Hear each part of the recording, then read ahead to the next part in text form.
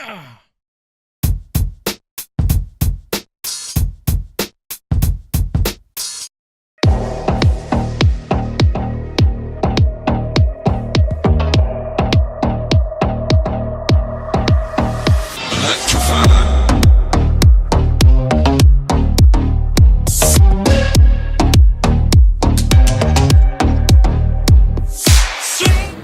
my name is Simeon Ononobi, founder of SimplePay, and some other payment solutions.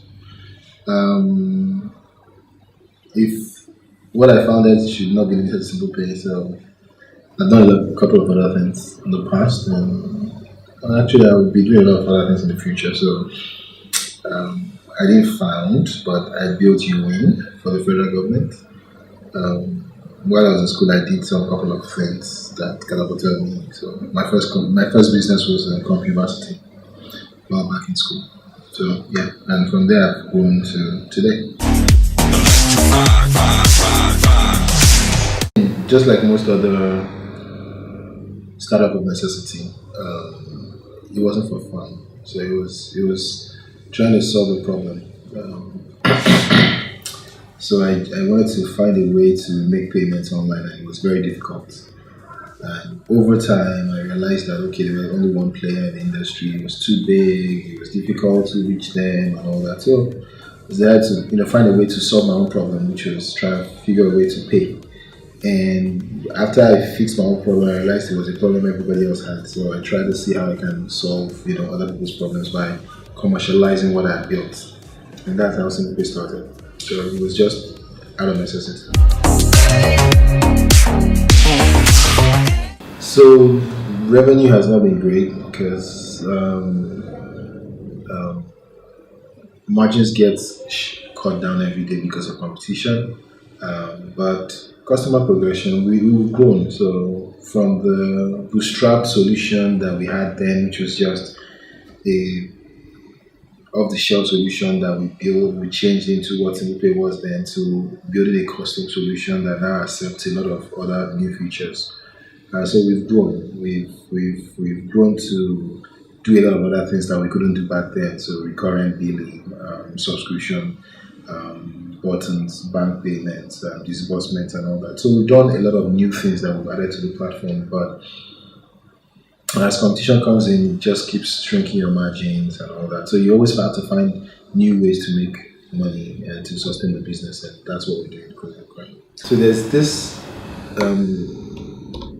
discomfort with people when they say you have competition, you need to kill competition. The fact is, if you have only one company doing a particular thing, it becomes a monopoly, and you don't get the best out of what it is. So they keep you up at night and try to make you iterate and change and grow.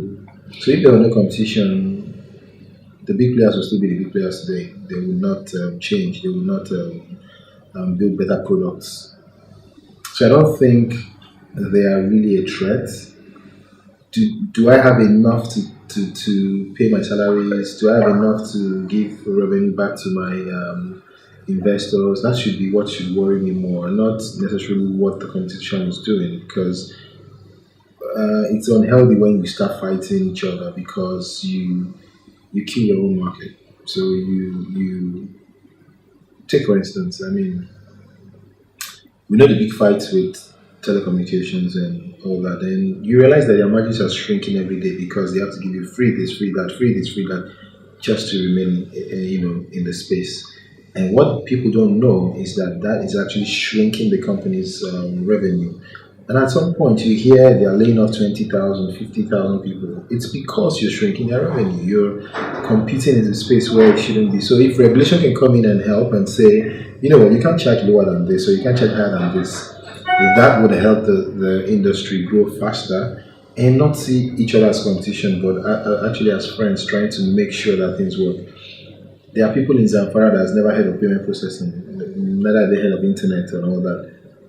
There are a lot of people. We have 180 million people. The truth of the matter is only about less than 100,000 of them are served by all the payment processors that you see, or the fintechs that you see. everybody is within the island or within Lagos or within, so at the end of the day, you're not catering for the larger population. So there's a lot to still do. So I don't count competition as, it's just there. So we should just try and grow together. So what we do at SimplePay is tell ourselves the truth. Um, the margins, like I said before, are very, very little. So you actually go for big players. The truth of the matter is, you might have, like we do today, over 10,000 merchants, but only 3 or 4 merchants can pay your whole fees. So you go for those merchants, and that's what we focused on more. So we go for those big merchants that can actually pay our fees and keep us afloat. The others are just there to, we have merchants that have done transactions once a year. That transaction will not pay bills or pay this and pay that. So we'll focus more on, getting those merchants. And the truth of the matter is there are a lot of them. So if you have 100,000 of those merchants and you spread them across 10 fintechs, you've still not done justice yet. So we just need 10 people to stay afloat. So if I have only 10 customers that are making me stay afloat, then I'll stay afloat. So I'm focused more on that now.